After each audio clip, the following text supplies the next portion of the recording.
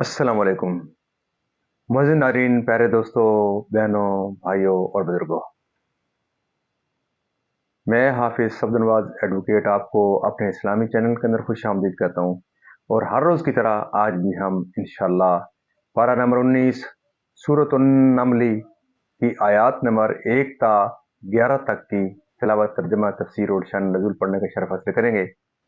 تلاوت شروع کرنے سے پہلے ہم درود شریف پڑھتے ہیں، آپ بھی میرے ساتھ پڑھیں۔ اللهم صل على محمد وعلى آل محمد كما صليت على إبراهيم وعلى آل إبراهيم إنك حميد مجيد. اللهم بارك على محمد وعلى آل محمد كما باركت على إبراهيم وعلى آل إبراهيم إنك حميد مجيد. أما بعد فأعوذ بالله من الشيطان الرجيم. بسم الله الرحمن الرحيم.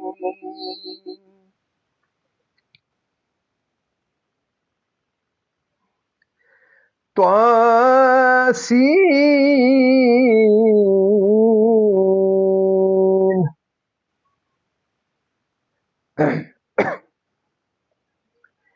تلك آيات القرآن وكتاب مبين هدى وبشرى للمؤمنين الذين يقيمون الصلاة ويؤتون الزكاة وهم بالآخرة هم يوقنون. إن الذين لا يؤمنون بالآخرة زينا لهم أعمالهم فهم يعمهون.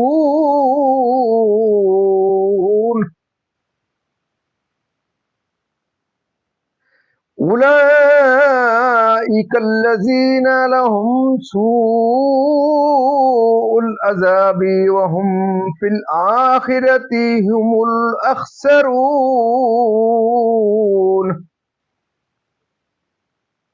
وإنك لتلقى القرآن من لدن حكيم عليم. إذ قال موسى لأهله إني آنست نارا سآتيكم منها بخبر أو آتيكم بشهاب قبس لعلكم تصطلون.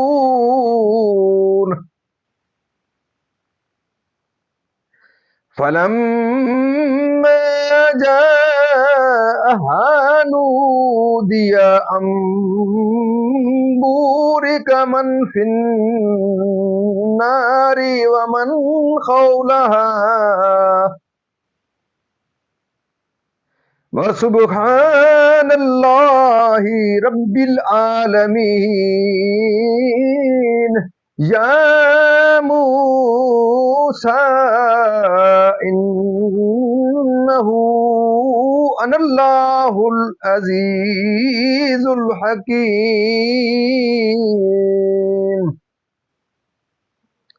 وألق عصاك فلما رآها تهتز كأنها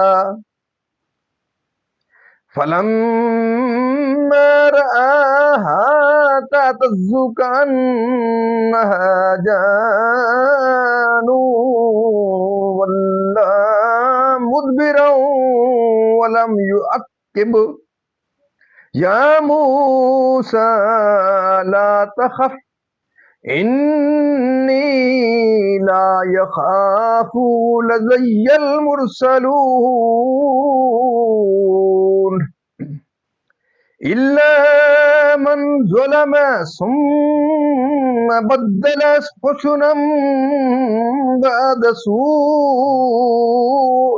فإني غفور رحيم صدق اللہ العظیم۔ ترجمہ: سورۃ النمل مکی ہے۔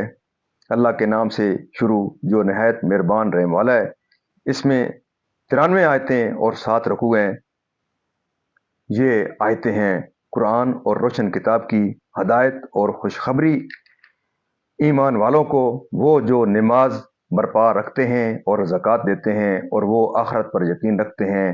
وہ جو آخرت پر ایمان نہیں لاتے، ہم نے ان کے کوتک یعنی کہ برے اعمال ان کی نگاہ میں بھلے کر دکھائے ہیں تو وہ بھٹک رہے ہیں۔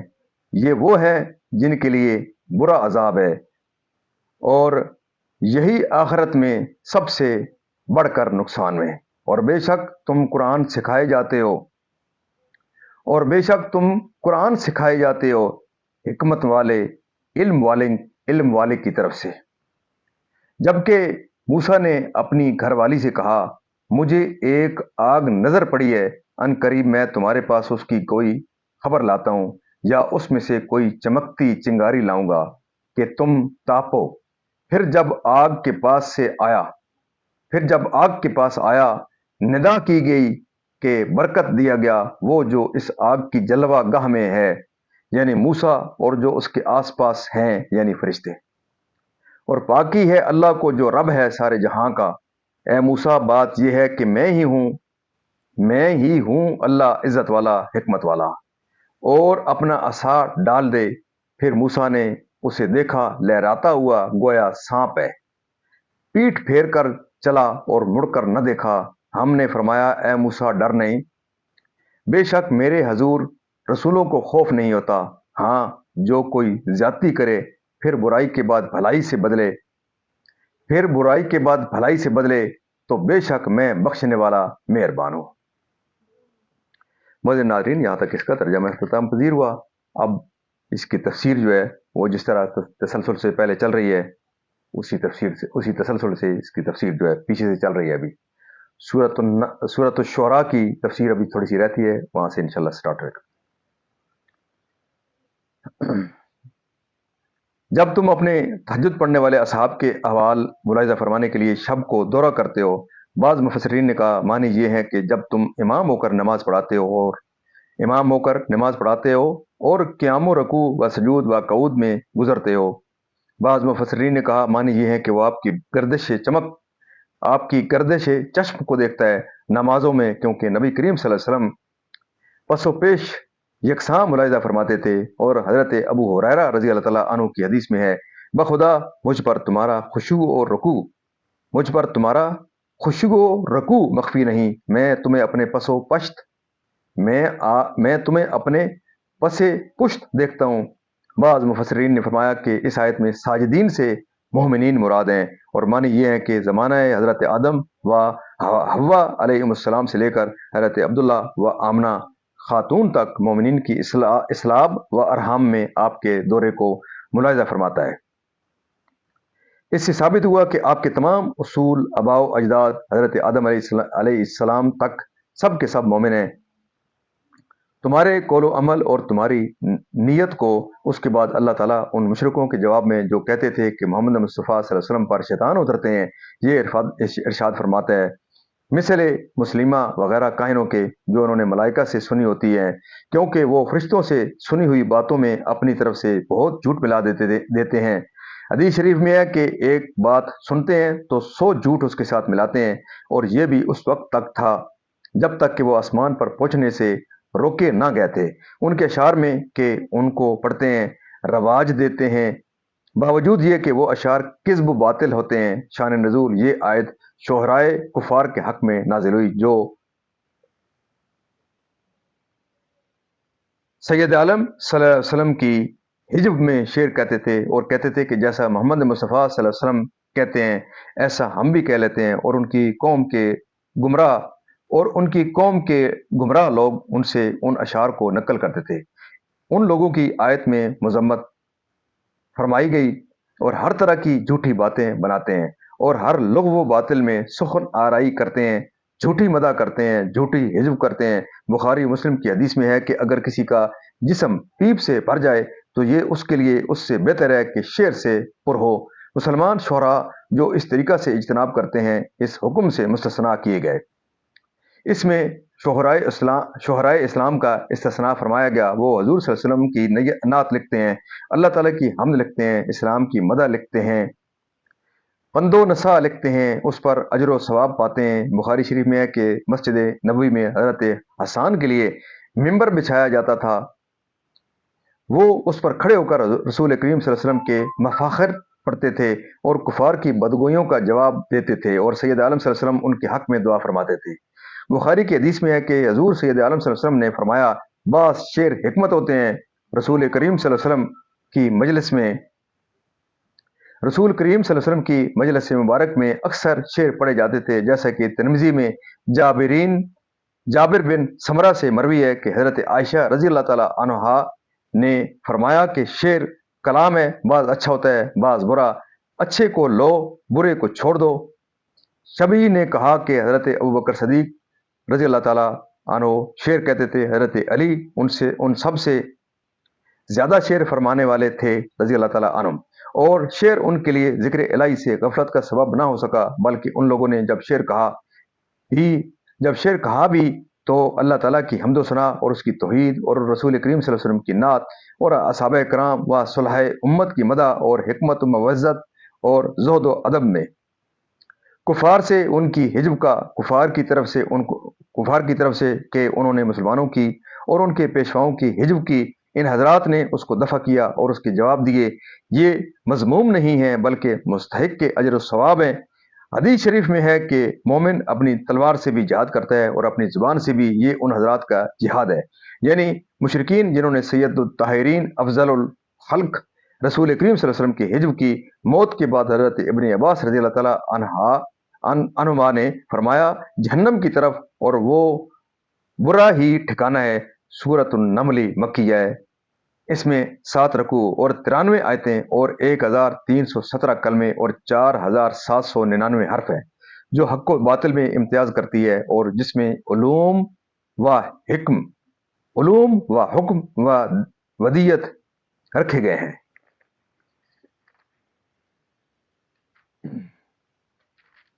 اور اس پر مدح و مت کرتے ہیں اور اس کے شرائط و آداب و جملہ حقوق کی حفاظت کرتے ہیں خوش دلی سے، کہ وہ اپنی برائیوں کو شہوات کے سبب سے بھلائی جانتے ہیں۔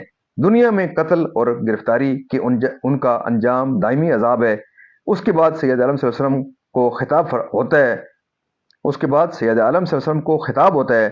بعد حضرت موسیٰ علیہ السلام کا ایک واقعہ بیان فرمایا جاتا ہے جو دقائق علم و لطائف و حکمت پر مشتمل ہے۔ مدین سے مصر کو سفر کرتے ہوئے تاریک رات میں، جب کہ برف باری سے نہایت سردی ہو رہی تھی اور راستہ گم ہو گیا تھا، اور بی بی صاحبہ کو درد ذی شروع ہو گیا تھا، اور سردی کی تکلیف سے امن پاؤ۔ یہ حضرت موسیٰ علیہ السلام کی تحیت ہے اللہ تعالیٰ کی طرف سے برکت کے ساتھ۔ چنانچہ حضرت موسیٰ علیہ السلام نے بحکم الہی عصا ڈال دیا اور وہ سانپ ہو گیا، نہ سانپ کا نہ کسی اور چیز کا، یعنی جب میں انہیں امن دوں تو پھر کیا اندیشہ اس کو ڈر ہوگا، اور وہ جب بھی توبہ کرے توبہ قبول فرماتا ہے اور بخش دیتا ہے، توبہ قبول فرماتا ہوں اور بخش دیتا ہوں۔ اس کے بعد حضرت موسیٰ علیہ الصلاۃ و تسلیمات کو دوسری نشانی دکھائی گئی اور فرمایا گیا۔ معزز ناظرین، اللہ تعالیٰ کے فضل و کرم سے آج تک کی یہاں تلاوت ترجمہ اور تفسیر اس کی اختتام پذیر ہوئی۔ ہم اللہ تعالیٰ کے دربار کے اندر اس کلام مقدس کے صدقے حضور پاک صلی اللہ علیہ وسلم کی ذات و برکات کے صدقے دعا کرتے ہیں کہ اللہ تعالیٰ میں قرآن پاک پڑھنے، قرآن پاک کو سمجھ کر اس کے احکامات کے مطابق حضور پاک صلی اللہ علیہ وسلم کی پاسداری کے مطابق اور صحابہ کرام کے نقش قدم کے اوپر اللہ تعالیٰ میں چلنے کی توفیق عطا فرمائے۔ اللہ تعالیٰ تمام پریشانی دور فرمائے، تمام بیماریوں کو شفائے کاملہ عطا فرمائے، اور اللہ تعالیٰ تمام مرمین کو جنت الفردوس میں اعلیٰ بالا مقام عطا فرمائے۔